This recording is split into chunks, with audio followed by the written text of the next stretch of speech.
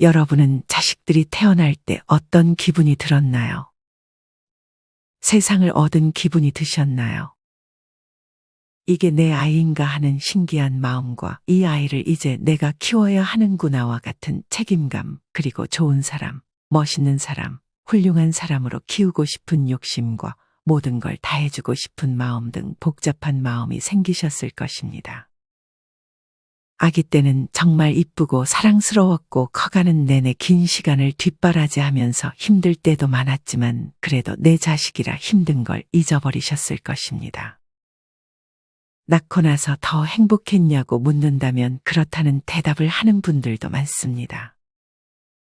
하지만 이런 아름다운 시간들은 그리 오래 가지 않습니다.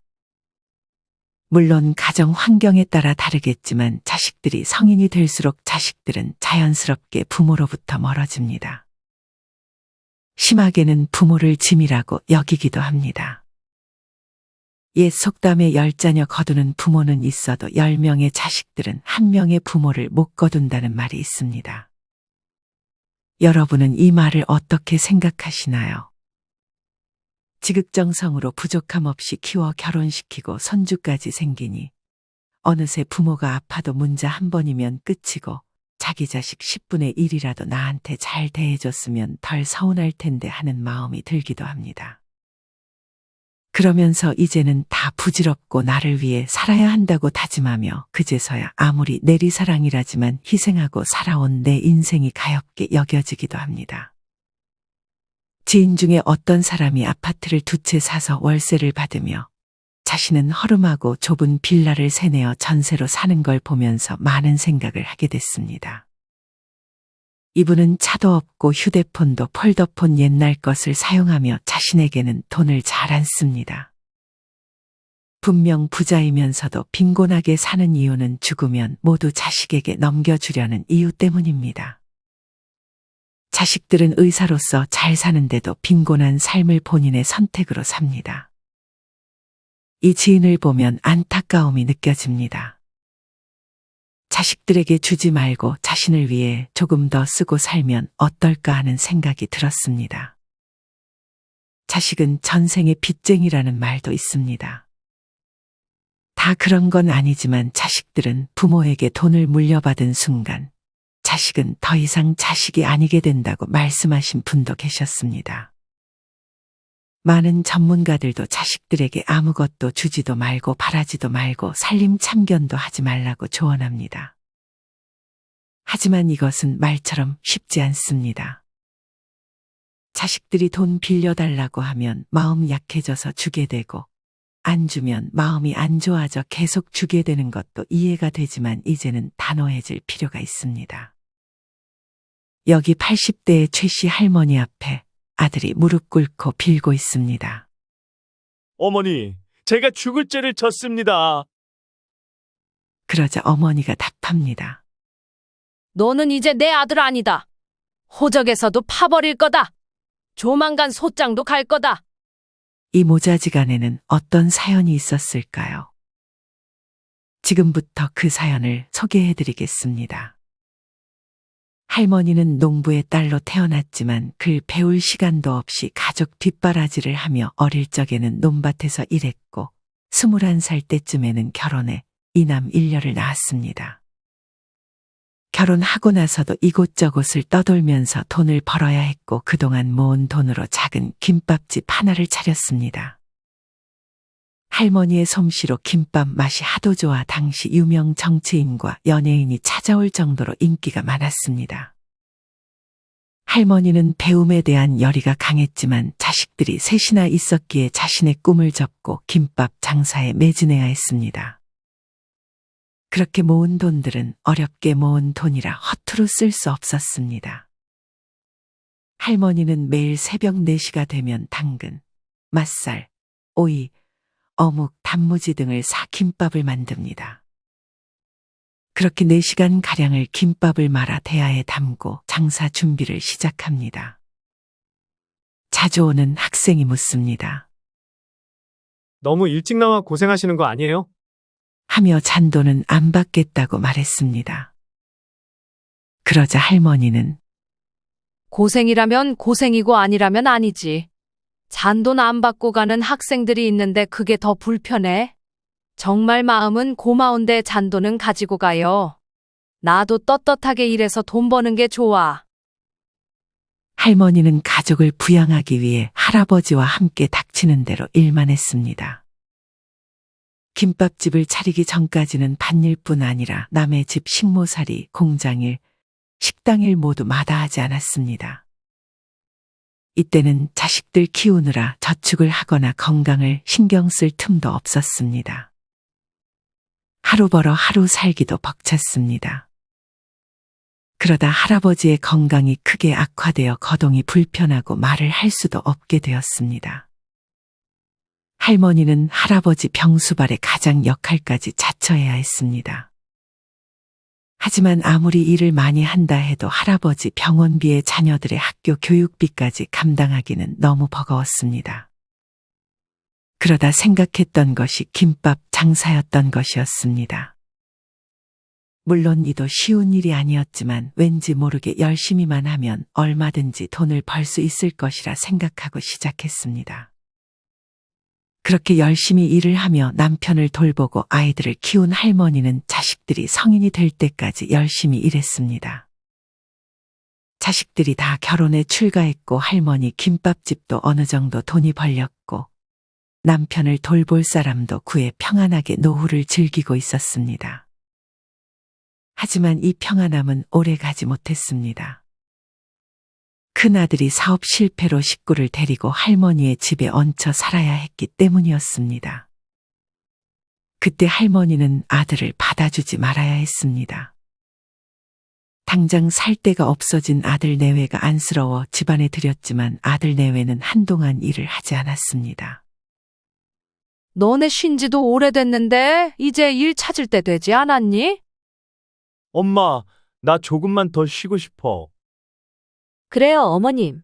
저는 아이랑 그 일 돌봐야 하니 조금만 이해해 주세요. 안 그러면 김밥집으로 출근해서 일 좀 돕지 그래. 아직 연우가 어리니까 저는 아이 키우는데 집중할게요, 어머님. 사실 할머니는 퇴근하면 할아버지를 간호했고 할머니가 일에 나갈 시간이면 간병인이 할아버지를 챙기고 있어 사실상 며느리는 할아버지를 위해 아무것도 하는 것이 없었습니다. 특히나 할머니가 자리를 비울 때면 여보, 그냥 이 집에서 평생 놀면서 살면 될 것 같은데? 평생 일 안 하고 계속 여기서 살까?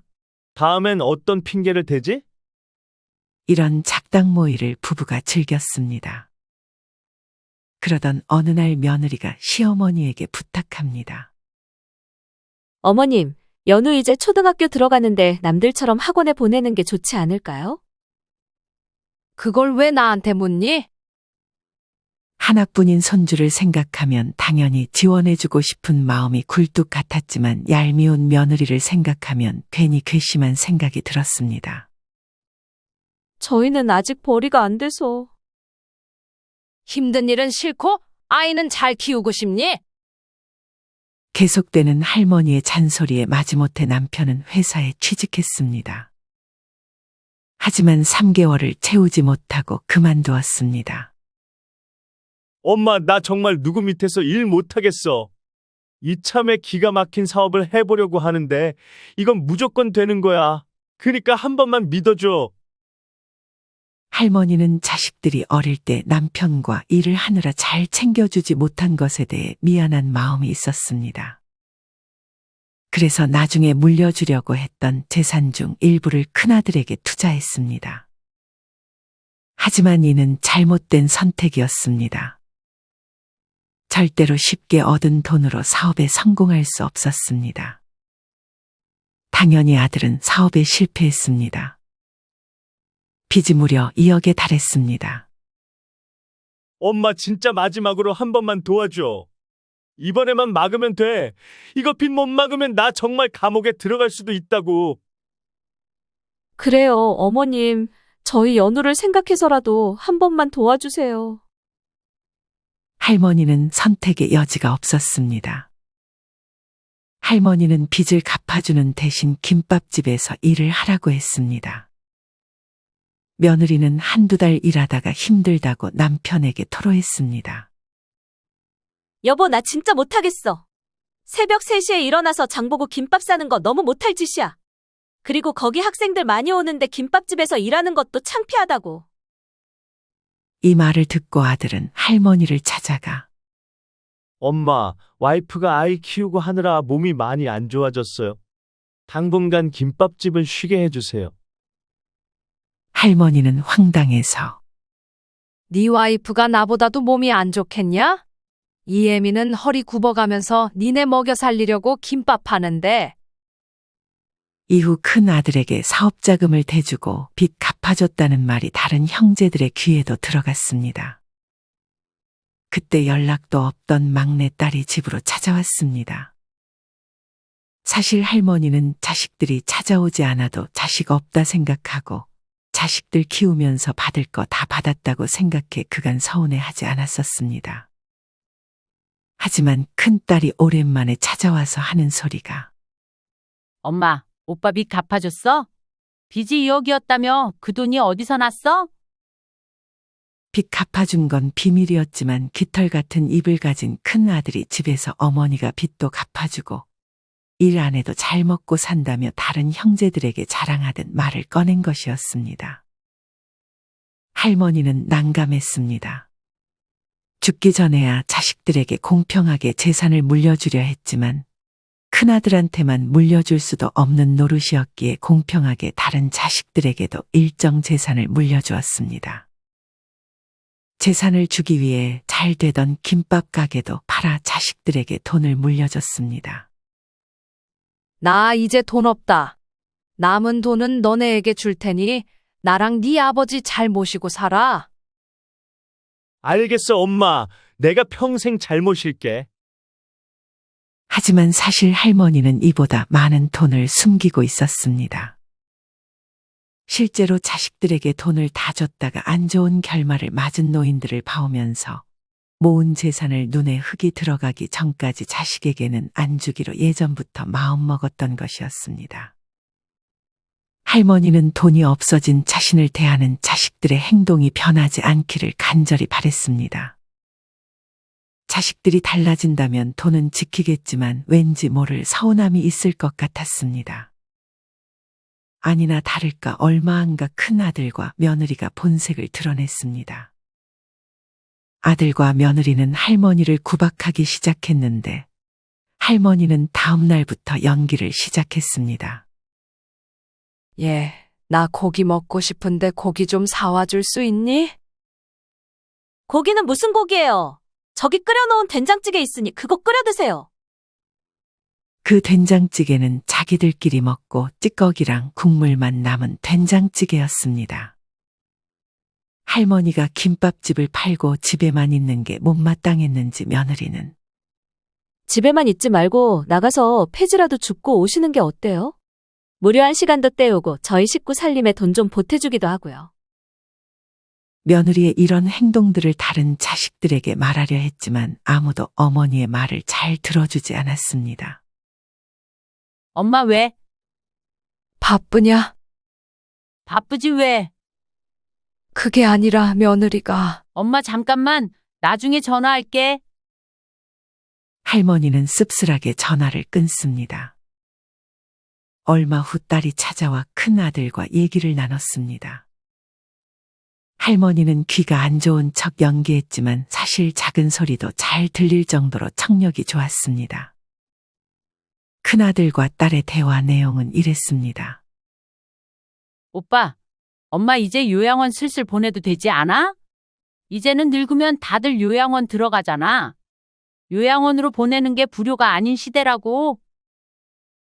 하지만 아직 받아야 할 아파트가 남았던 큰아들은 일단 자기가 더 모시겠다며 생색냈습니다. 오빠의 꿍꿍이를 눈치챈 막내딸은 엄마 아파트 팔면 그 돈은 어떡할 거야? 설마 오빠 혼자 다 가질 생각은 아니지? 막말로 오빠네가 이제까지 엄마한테 받은 지원도 있고 이 아파트까지 가지겠다는 건 욕심이지. 뭐가 욕심이야? 그러면 너는 엄마한테 뭐 해준 거 있냐? 그래도 오빠처럼 사고는 안 쳤지. 둘의 말싸움은 몸싸움으로 번졌습니다. 그만해라, 그만해. 너 얼른 돌아가. 할머니는 일단 딸을 돌려보냈습니다. 사실 할머니에게 제일 아까운 자식은 해외에 살고 있는 작은 아들이었습니다. 큰아들과 막내딸은 몰라도 작은 아들은 항상 엄마를 위해주고 전화도 많이 하는 자식이었기 때문입니다. 할머니는 차라리 자식은 이렇게 멀리 떨어져 있는 게 제일 낫구나 하는 마음이 들었습니다. 큰아들과 며느리는 할머니의 연기에 감쪽같이 속았습니다. 할머니가 귀도 안 들리는 줄 알고 이제는 대놓고 며느리와 작당 모의를 했습니다. 모두가 잠든 새벽, 할머니는 물을 마시러 거실로 나왔습니다. 그때 안방에서 아들과 며느리가 대화하는 소리를 우연히 들었습니다. 여보, 이제 전호인네 돈도 없는 것 같은데 어떡할 거야? 일단 이 집부터 어떻게 넘겨받을 수 없나? 안 그러면 또 망할 시누이가 언제 와서 행패 부릴지 모른다고. 그러게, 일단 방법을 좀 생각해보자. 돈 벌기가 이렇게 쉬운 거였네. 일을 왜 해?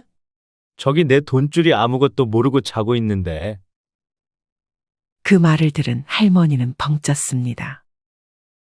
아무리 어릴 때 일하랴 남편 돌보랴 아이들에게 많은 관심을 주지 못했지만 이렇게까지 부모에게 막말을 할 수가 있는지 하고 큰 배신감이 들기도 했습니다.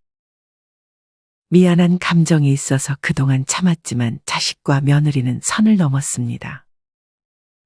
손주도 예전에는 할머니 방에 올 때마다 1,000원씩 챙겨줬었는데 그때면 하루에 20번도 넘게 할머니 방에 찾아왔습니다. 하지만 이제 돈을 안 주자 손주도 얼굴을 비추지 않습니다. 할머니는 그때 절실히 깨달았습니다. 세상에 필요한 건 자식도 손주도 아니구나. 이래서 손자 손녀한테 아무리 잘해줘도 성장해서 할아버지 할머니 일도 생각하지 않는다는 말이 나오는구나 생각했습니다. 할머니는 슬프지만 이런 현실을 받아들였습니다. 그리고 남은 돈은 절대 얘기 안 하고 자식들 돈이 떨어질 때까지 기다렸습니다. 며칠 후 갑자기 아들 며느리가 잘해주기 시작했습니다. 할머니는 단번에 조만간 아파트를 달라 할 것이라는 것을 깨달았습니다. 뭔가 부탁이 있을 때만 행동이 달라지는 건 어쩜 이리 안 변하는지 이제 할머니는 아들 며느리의 행동을 모두 간파했습니다. 엄마 그간 서운했지? 내가 너무 엄마를 못 챙긴 것 같더라고. 우리 다 같이 여행이나 갔다 올까?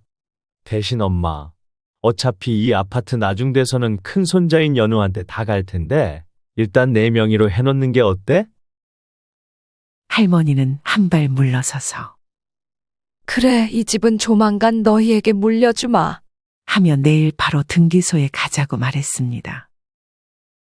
하지만 할머니가 향한 곳은 등기소가 아닌 부동산 공인중개 사무소였습니다. 엄마, 명예 이전은 저기 등기소에서 해야지. 그 집 팔았다. 그리고 할머니는 작은 빌라 계약서에 도장을 찍었습니다. 엄마 지금 뭐 하는 거야? 뭐 하긴 뭐해? 그 집 팔아서 난 다른 집으로 이사 간다. 너넨 이제 알아서 잘 살아라. 그리고 남은 돈은 앞으로 너네한테 줄 일 절대 없고 해외에 있는 동철이한테 상속하기로 했다. 집에 CCTV를 몰래 달아 아들 며느리가 할머니를 그간대했던 장면들이 녹화되어서 어차피 소송에도 큰 아들한테는 한 푼도 상속 안 되게 만들었습니다. 아니 엄마 이러는 게 어딨어? 그럼 작정하고 아들을 속인 거야? 니네가 어떻게 할 줄 알고 목숨과도 같은 재산을 미리 줘? 네가 보기엔 엄마가 머저리로 보이냐? 그러고는 며느리 앞에 가서 이 요망한 년 얼마 전까지 눈부라리더니 왜 갑자기 눈을 깔아? 하던 대로 하지. 그 말을 남기며 할머니는 유유히 그곳을 빠져나왔습니다. 언제 또 큰 아들이 딸에게 전화했는지 딸에게서 전화가 왔습니다. 하지만 딸은 항상 돈 얘기할 때만 전화를 했고 평소에는 할머니의 전화를 잘 받지도 않았기에 할머니는 딸의 전화를 무시했습니다. 할머니는 자식들에게 재산을 물려줄 때 효도각서를 받았습니다. 민법상 부담부 증여로 인정되기 위해서 증여하는 재산과 부담해야 하는 의무 내용을 구체적으로 쓰고 의무를 이행하지 않으면 증여한 재산을 돌려받을 수 있다는 글을 꼭 써넣어야 한다는 것도 할머니는 미리 알고 있었습니다. 이러한 조건을 지키지 아니하며 효도를 성실히 이행하지 않는다고 판단 시 원고에게 반환하고 이에 대해 어떠한 이의나 청구도 제기하지 아니한다는 내용도 빼놓지 않았습니다. 꼼꼼했던 할머니 덕에 법원 판결에서 증여한 재산도 다 돌려주라는 판정이 나왔습니다. 하지만 할머니는 어린 손자를 생각해 이를 받지는 않았습니다. 할머니는 곧장 할아버지에게 갔습니다. 내가 잘한 거 맞겠죠? 이 돈 가져다 죽을 때까지 우리 씁시다. 이제 자식 말고 우리를 위해 살아요. 할머니는 김밥집도 다시 차렸습니다.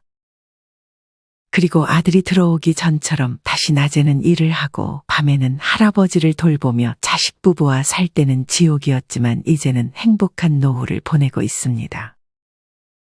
나중에 들리는 소식으로는 그래도 큰아들 부부가 맞벌이를 하며 작은 투룸에서 살림을 시작했다는 이야기를 들었습니다. 할머니는 마음 약해지지 않았습니다. 이제는 그간 고생한 자기를 위해 살고 싶었습니다. 할머니는 뒤늦게 처음부터 그냥 재산 밝히지 말고 돈을 꼭 움켜줬으면 그렇게라도 자식들이 억지로라도 효도했으면 상황이 달라졌을까 하는 상상을 해봅니다. 간혹 재산을 모두 자식들에게 미리 증여해서 몹쓸 꼴을 당하는 노인분들의 기사를 접할 수 있습니다. 돈이 효자라고 하면 거부감을 보일 수 있지만 돈이 효자인 것이 맞는 듯한 느낌이 들기도 합니다. 우리 부모님들 자식들이 성인 되기 전까지 잘 키우셨으면 이미 부모의 도리는 다 하신 것입니다. 이후에 자식들이 손을 벌렸다고 해서 안 해줬다고 해서 죄책감 가질 필요 없습니다.